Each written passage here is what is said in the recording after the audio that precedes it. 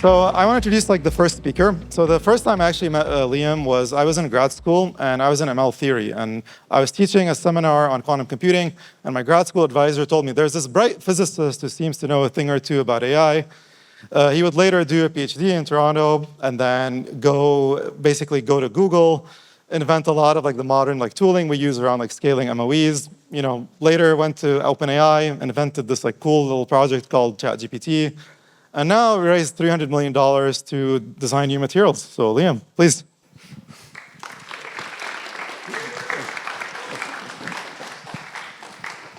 Thanks so much. It's great to be here. It's a really fun hackathon. I think what I'll be talking about today is probably the least technical talk of the day. So I hope you take this as inspiration for where we should direct our GPUs. So I'd like to talk about what I think is AI's killer app and a path to get there. I think accelerating science is the most important problem. I think this is the killer app. This is what we should be spending a ton of time on. Ultimately, we're basically only bounded by the laws of physics, and I think this is worthy of a huge amount of our compute. I think for people who have spent time in machine learning in the last decade, we've seen many different transformations. And this probably resonates with this unbounded nature of it. We saw recurrent nets to transformers to scaling laws to RLHF, and now that's laid the paradigm shift for the revolution of inference time compute, reasoning models, agents. And I'd like to try to do this for the physical sciences. Earlier this year, Twitter was blowing up after OpenAI's amazing image gen release. One of my favorite tweets was from Kitsy. It goes as, "We need more compute to cure cancer, right?"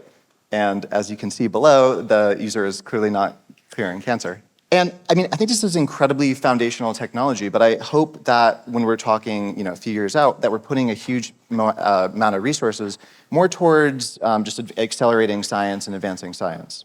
I want to talk about first just this ASI takeoff scenario. I think this is kind of in the air, maybe slightly dispersed by Andre's recent blog or talk with Dwarkesh.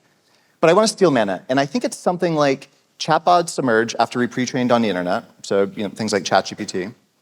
The systems become more factual, they hallucinate less, they become stronger reasoners, and we give them access to tools, including the internet. Soon, they have PhD plus level performance on many benchmarks.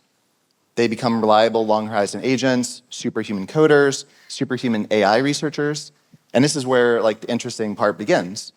After this, after superhuman AI researchers, you have this recursive self-improvement loop. ASI, of course, will then follow within months, and we're done. Depending on your outlook on life, that's either a really optimistic or a pessimistic statement, but I think it's optimistic. And I don't think this is the full story. I think this is partially wrong, at least incomplete. I think one reason why this is wrong is data is noisy. So all ML researchers know garbage in, garbage out. And I'm going to just give an example of that. So here's a technical question. It doesn't matter if you don't know what any of these things mean, but the question is, what is the electrical resistivity of YBCO at 300 Kelvin? This is just a famous superconductor. And if you look at a distribution of this thing, this is just extracted from papers online, you have a histogram. And this is actually a log x-axis. So you have this one simple value varying over many orders of magnitude. And so ultimately, if you have a model that's been trained on this, it's no closer to a ground truth of the universe, because the best thing it can do is sort of model this distribution. The details really matter here. So depending on how you prepare this thing, how do you do the measurement, you're going to get these different measurements. And that's sort of absent in this data. So there's some fundamental issue on noise. And Dario had this blog post, Machines of Loving Grace. I thought this was a really good example where oftentimes intelligence is a bottleneck and other times it's not. He uses the example of particle physicists. And I think it's a very good one where you could produce these ASI particle physicists. They're reading all the papers, they've distilled all the knowledge, and they're thinking super, super hard. And then they're great, where's the next accelerator? Ultimately, it's just thinking until they can try it out. And so in this case, it becomes data limited or lab limited to actually sort of advance knowledge. The bottleneck shifts from intelligence to data. Second thing is there's very few published negative results. People typically don't put stuff out we tried to synthesize this thing and it didn't work. This doesn't become a Nature article. Clearly, you can see this was image generated because we got super condunt, but 0 citations here. And there's some evidence that these negative results, as part of our work, does actually provide a lot of value. There's a Nature paper from roughly 10 years ago where they had access to a lab's negative results, and this was able to improve some ML results. So I think to a lot of these ASI systems, they look at everything online. It's like, great, everything works. That's not the case. And then I think the third piece is you just ultimately have to try things out. Some of the very best machine learning researchers I've ever worked with run a ton of experiments. They don't just sit there thinking. And so I want to just give like a quick example of like, let's just say the ASI system. This ASI system has a perfect knowledge of all of humanity. It's read every paper, every textbook, and it's distilled it perfectly. And now it's going to create new knowledge. We'll consider a super simple example of there's a binary experiment, and it's just trying to think through what's the possible world it lives in. So it could be in universe A or universe B. It doesn't know, so it's going to think through both paths. And then let's assume it's thinking through universe A. It's like, well, under that experimental result, I would then run these following experiments, and I got universe AA, universe AB.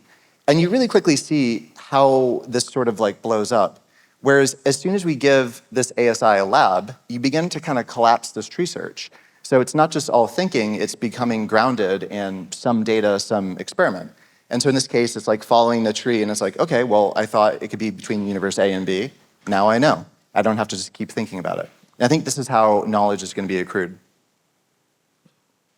So just kind of coming back to that ASI takeoff scenario, what might this actually look like? I think we can actually grant or assume that the software takeoff does happen. So my expectation then would be they become superhuman at what they were trained to do. ML systems ultimately are good at the data they have, the tasks they were trained on. And this could produce maybe systems that can produce code bases or new architectures to achieve a state-of-the-art perplexity. People might remember the neural architecture search days. Maybe this is like a neural architecture search plus. So a very strong system. And then, of course, this now has the capability to become a contributor to its next version. There's this recursive self-improvement. But then you might ask, does this agent cure cancer or design a room temperature superconductor? I think no, likely not. Again, the system's good at what you trained it to do. And then I think ultimately these things become data and task bottlenecked. Without these physical feedbacks, without this data, you become bottlenecked on that aspect. So it's a very good software engineer, it's a very good AI researcher, but it doesn't just solve all problems in the universe. The great podcast from Dwarkesh and Andre. I don't want to take the view fully of like AI slop. I mean, I think these systems are incredibly powerful, and I actually think the progress is remarkable, and I expect this to continue. But I'm only claiming that the systems trained in this narrow way, I would expect to underdeliver on the promise of accelerated science, accelerated physical technology around us. So this is kind of how I'm viewing a path forward. One, scale it up. That's been the mantra for machine learning. As everyone in this room knows, we have been guided by scaling laws. So you have power law scaling with respect to compute, parameters, model size, if you're not bounded by the other two. And this is, of course, religion in Silicon Valley, and it's guided a huge amount of resources and allowed us to scale up our models significantly. The last 10 years, machine learning has been progressing really significantly. I've been in the field long enough to remember when ML experiments were just like a couple people with like 3 GPUs. Now it's hundreds of researchers and hundreds of thousands of GPUs. So it's really massive scale. But a lot of physical sciences still kind of operate in this artisanal way.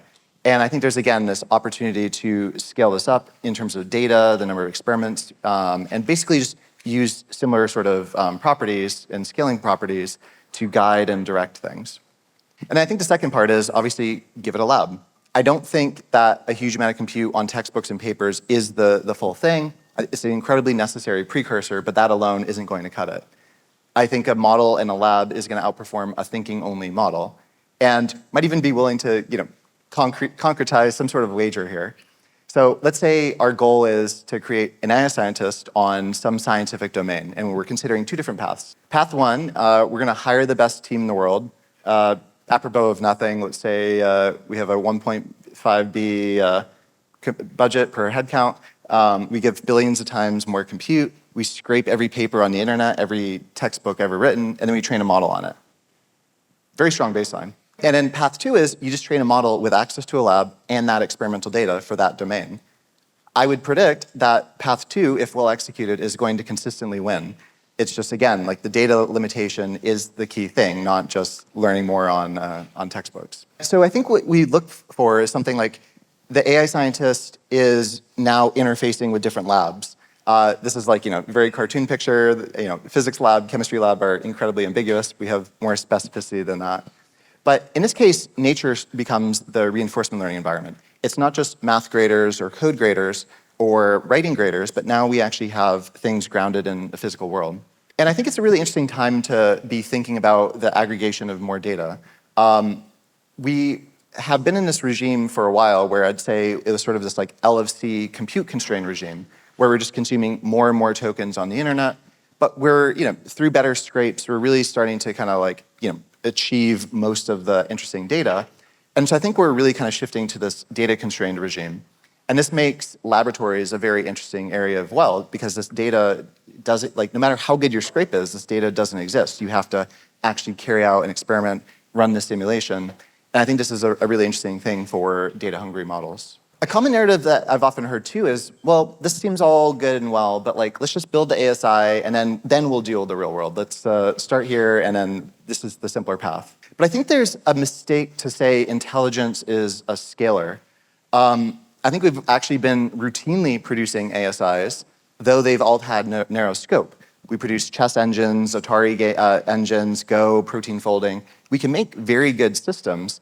And I would say ASI systems by any definition. Like, I don't think any of us could outperform some of these best models. You might say, well, ChatGPT is general and the agents are general, but I still think there's a hidden specialization. There's a generality to language, but the systems ultimately are really good on the data and the areas where you have really reliable reward signals. I don't think intelligence is a scalar. So I think, like, for instance, we could produce a grandmaster model or a proof solver system. But as soon as you get out of distribution slightly, it could be really like dumb as bricks. And the shifts can be really small, and it changes performance significantly. Of course, as any good founder, I gotta have a shameless plug for what I'm up to now. So I'd like to briefly talk about periodic labs. The goal of periodic labs is actually to create an AI scientist. And again, building on what I said before, our mission and goal is achieve this by training the models and the autonomous labs, and bringing labs into the loop. As this is an infra hackathon, I want to talk about some of the things that we're thinking about. I think one interesting question is, because we're targeting scientific applications, we might ultimately look for different trade-offs on training versus inference. So once you have a scientific discovery, you don't then need to serve that to hundreds of millions or billions of people. Some caveats, because a lot of our compute is spent on search and high compute RL. But I think it might kind of shift towards like larger scale models. But we're really thinking a lot about maximizing throughput for inference, MFU and training, and really keeping like the RL training stable. Also, we rely on world models from quantum mechanics simulators. A lot of these are written in ancient languages like Fortran, so I think there's a lot of opportunity for moving towards modern languages, and we have ability to differentiate through things and then have GPU acceleration. I think there's a lot of opportunity on that. Another aspect too is like, maybe pre-training should just be in the domain of like the biggest labs. And just using public information on GPT-4 and just throwing this through ChatGPT, you might estimate actually pre-training GPT-4 from scratch at less than $20 million, which is admittedly expensive, but you don't need to raise $7 trillion to do this. And it's getting cheaper with advances in algorithms, better chips, so this cost is continuing to drop. And I think if you have a unique source of data, this becomes very important and essential. I think like this view of like AI for X doesn't really give like the full story. So I think when you are directly targeting some problem, you prioritize different research things in the agenda. So for example, a lot of our grading functions, reward models, will be very high latency. A lot of interesting questions in reality aren't answerable instantaneously, like a RLHF reward model. You have to instead carry out an experiment. So for us, we're thinking a lot about async RL stacks where you really have high resilience to very stale policies or off-policy samples to achieve sufficient throughput. And yeah, I think we've picked physics, chemistry, material science. We think there's a lot of opportunities here. It's high signal to noise, fairly fast iteration loop. And ultimately, I think we have a very similar playbook that we use for agents and chatbots. Pre-trainings, scaling laws, search, high compute RL. I think all these things are going to hold on data of the atoms as well. So anyways, just finishing off with this great tweet. I hope that in the future, when we're looking at these things, the answer to this question is yes. We're using this compute to cure cancer, to advance science. And I think it's like the technology is at an incredibly promising state, and this is the time to put a lot of compute behind it. Thanks.